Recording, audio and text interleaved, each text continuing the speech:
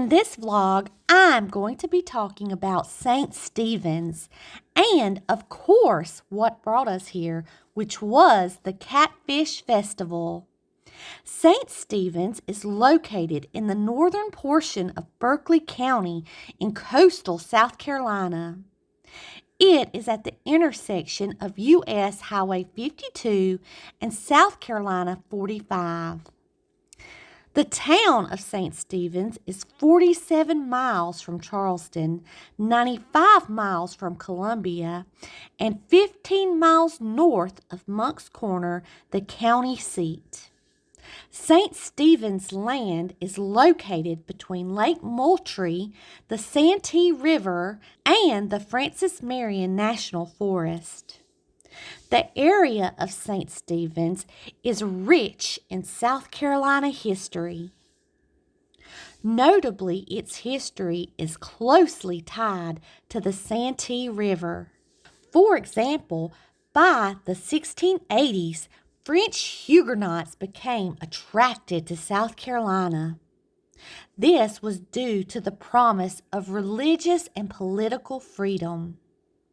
In fact, they were the earliest Europeans to take up residence along the lower Santee. These early French Huguenot settlers were chiefly engaged in trade with the indigenous people. By 1706, their settlement, which was originally centered at Jamestown, South Carolina, became part of a parish known as St. James Santee. However, the area around Jamestown was frequently flooded, and as a result, many plantations were ruined. In succeeding decades, many families were forced upriver in search of higher ground. Soon, the French planters were joined by English planters from the coast, after which the French became the minority. Consequently, the upper part of St. James became known unofficially as English Santee and the lower part as French Santee. This division became official by 1754 when English Santee was organized as St. Stephen's Parish. Notably, this parish was named after the first Christian martyr. His story can be found in the Bible in the book of Acts. In this story, Stephen helps the early Christian followers by distributing food and charitable aid to poor members of the community. For doing so, he was stoned by the religious Jewish leaders.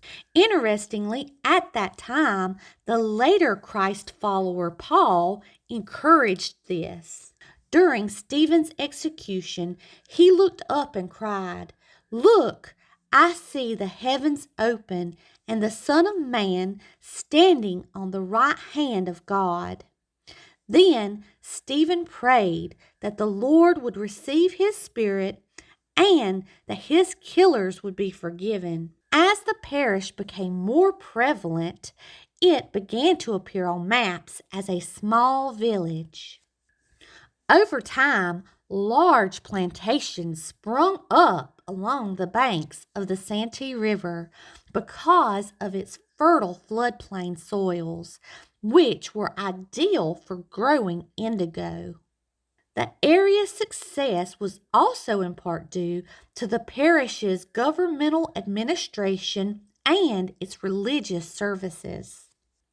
In fact, a chapel of ease had already been built in the parish of St. James Santee, and during the division, the church became part of the new parish of St. Stephen's. Supported by a healthy bounty on the production of indigo offered by the British government and the transportation provided by the Santee River, St. Stephen's planters grew increasingly prosperous. Eventually, the prosperity was so widespread in the area that the community set out to erect a new brick church building more suitable to their status. By By 1769, the construction of the St. Stephen's Episcopal Church was complete. A church which has stood the test of time and is definitely worth looking at if you come to visit. Eventually, the American Revolution brought an end to the British bounty on indigo and negatively affected the production of many of the area's plantations. One of the plantations in St. Stephen's, which is tied to the American Revolution, is Belle Island Plantation. That is because Gabriel Marion, Francis Marion's brother, obtained Belle Island through his marriage with Catherine Taylor. If you happen to visit in February, on February the 27th of every year, the local DAR has a public memorial to honor the hero that is now known as the Swamp Fox.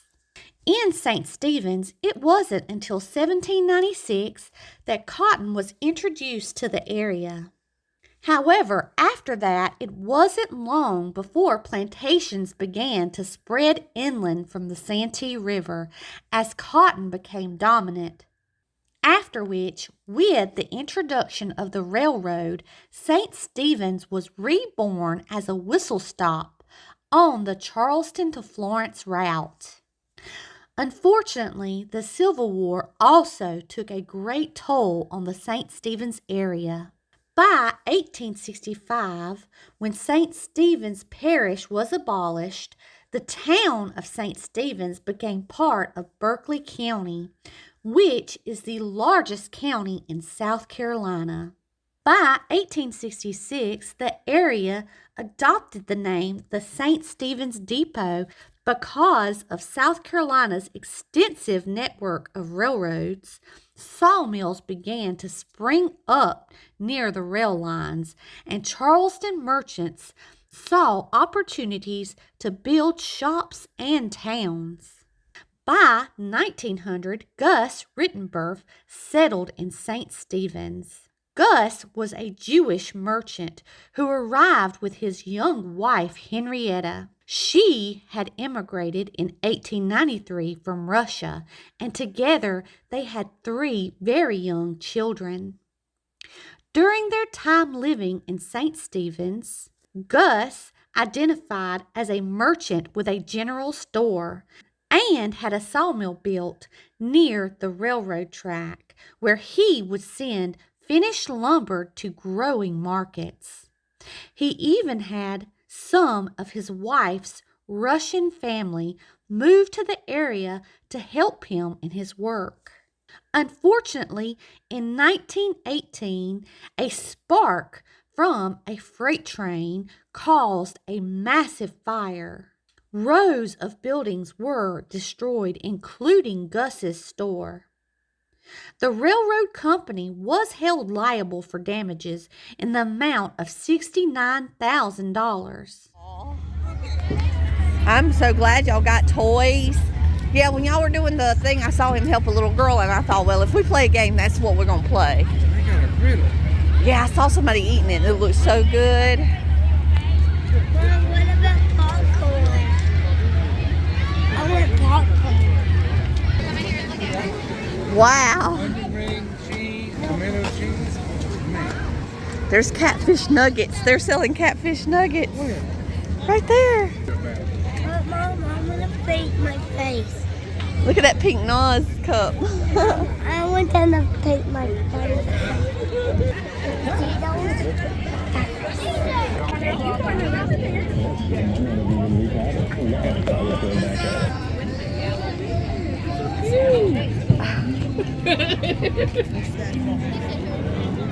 Mommy, I want to wear one. I don't know. Over the course of time, many noteworthy people have called St. Stephen's home. Some of these people include Thomas Walter, 1740 to 1789. He was a pioneer botanist. A native of England, Walter came to South Carolina in 1769, and he lived at the Santee River Plantation. There, he collected and cataloged many native plants. DeWitt Williams, 1919 to 2016. DeWitt was a native teacher, principal, and a politician for the Democratic Party. During his life, he was on the town council, the highway commission, served as mayor, and also served in the House of Representatives. Tom Campbell was the 1920 Olympian runner. Kalena Green was an American professional basketball guard who played for the Minnesota Lynx. Leo Twiggs was an American painter and educator. Lance Legree was a football defensive tackle in the NFL, and he played at Notre Dame before being signed to the New York Giants. Of course, as I mentioned previously, we came to St. Stephen's for the Catfish Festival. The St. Stephen's Catfish Festival began over 27 years ago and was formed as catfish are commonly found in the low-country waterways. Interestingly, these fish are named after their whiskers, which resemble a cat's. These amazing fish are found everywhere but Antarctica. Because catfish are bottom feeders, they have an important job of keeping our waters clean. For as long as people have fished the waters of South Carolina, catfish has always been a popular part of a Southern cuisine. Of course, just like every other festival, the Catfish Festival offers rides, vendors, entertainment, and food. Two of the most unique aspects to the Catfish Festival is the egg drop, which is incorporated because the festival is so close to Easter, and of course, the Catfish Stew Contest, which was by far my favorite part of the festival. In fact, after the contest, for only $5, you could get an unlimited refill of catfish stew. All right, remember now, first place is $300, second place is $200, and third place is $100. And because we had four, I'm giving the last one $50. Okay? Everybody's a winner. Everybody's a winner. Third place is Brandon Evans.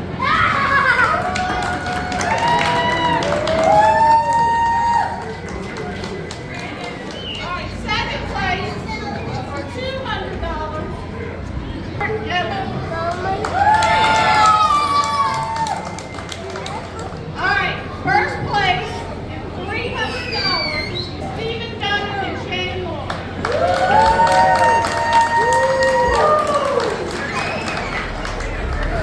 It's being this way. If y'all like this, go sit on the show.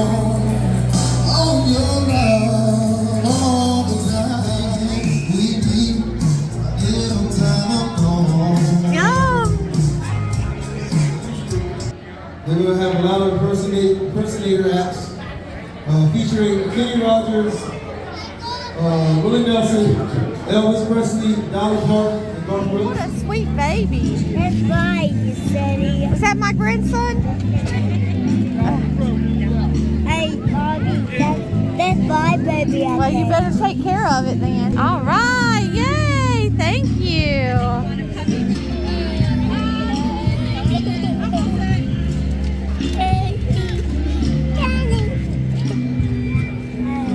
It's a puppy. She's putting eyes on it. Look, there you go.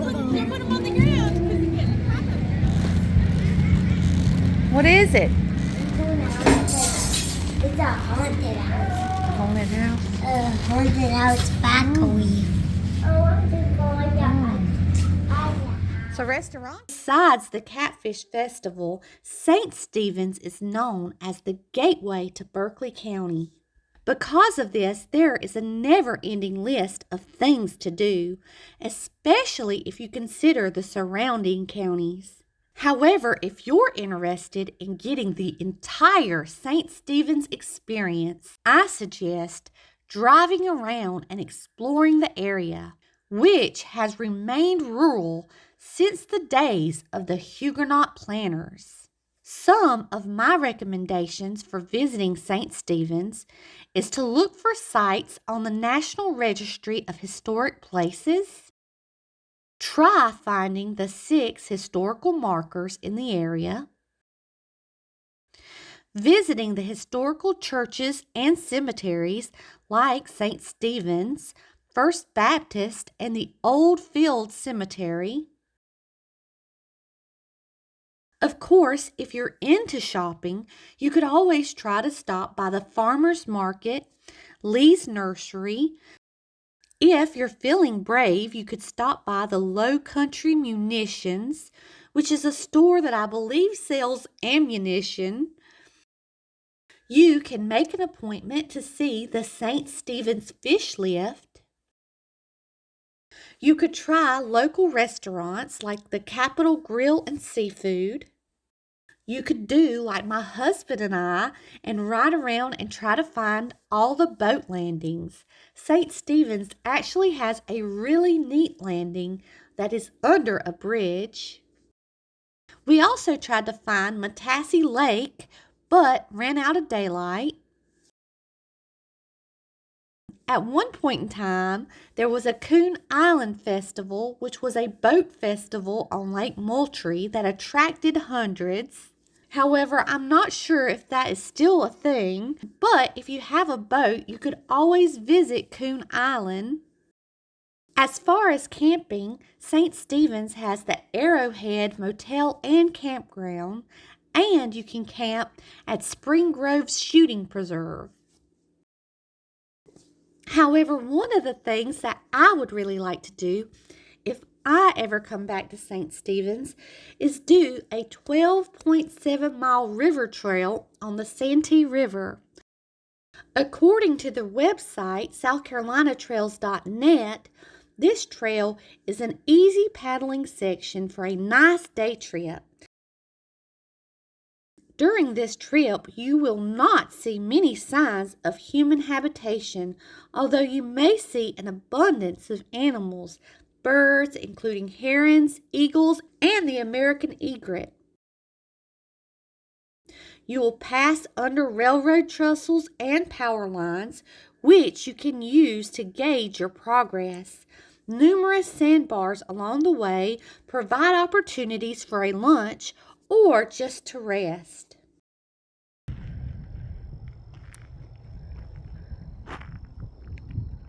No, that's like a tail, ain't You've touched a bone? it? Is it like a tail? Isn't it like a tail?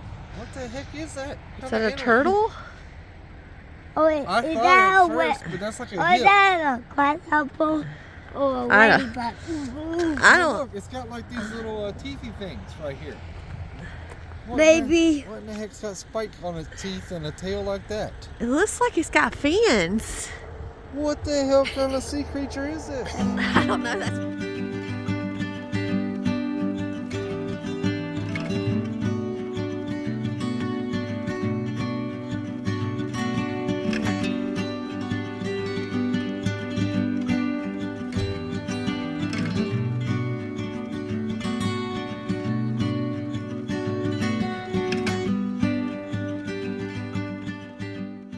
regardless of when or why you come to St. Stephen's, South Carolina, in my opinion, it remains a place that should be visited, as the people here are so quick to welcome you with a warm smile.